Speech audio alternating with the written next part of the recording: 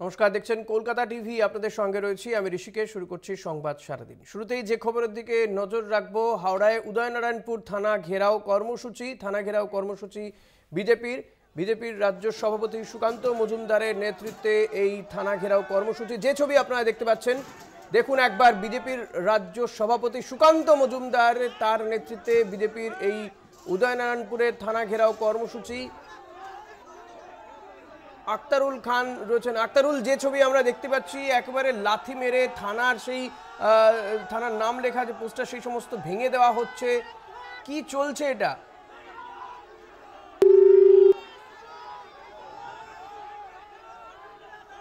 আক্তারুল, শোনা যাচ্ছে?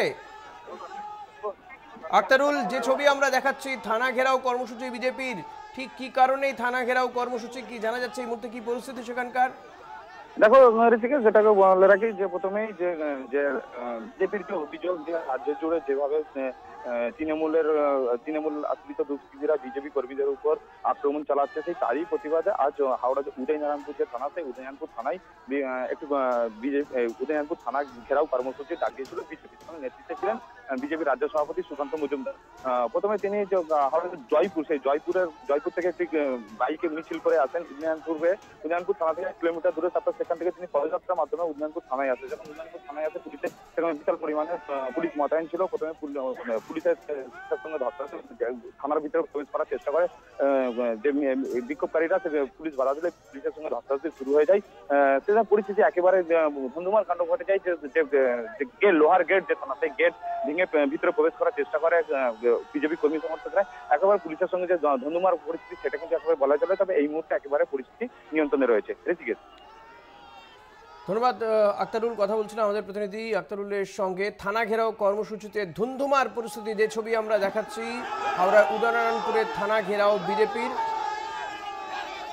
সুকান্ত মজুমদারের নেতৃত্বে এই থানা ঘেরাও কর্মসূচি।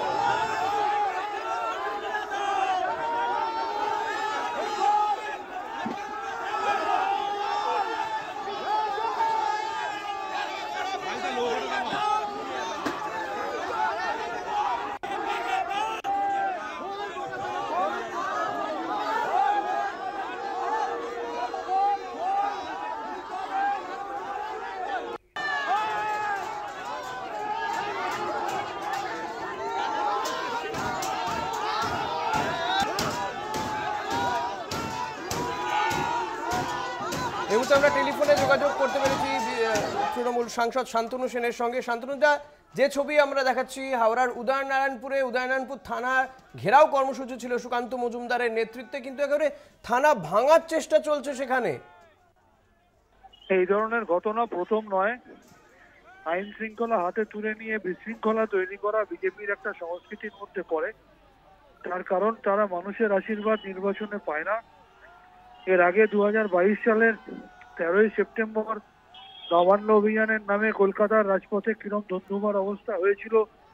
এসিপি র্যাঙ্কের অফিসার দেবজি চ্যাটার্জিকে মেরে হাড়গোড় ভেঙে দেওয়া থেকে শুরু করে পুলিশের গাড়ি জ্বালানো, কালিয়াগঞ্জে পুলিশের থানা ভাঙচুর, প্রাক্তন কেন্দ্রের মন্ত্রী দেবশ্রী চৌধুরীর নেতৃত্বে পুলিশের ওপর হামলা, দফায় দফায় বিভিন্ন সময় পুলিশের ওপর অত্যাচার, এমনকি দিলীপ ঘোষের মতো নেতারা পুলিশকে চাকর বাকর, চটিচাটা পুলিশ, শুভেন্দু অধিকারীর মতো নেতারা বলে।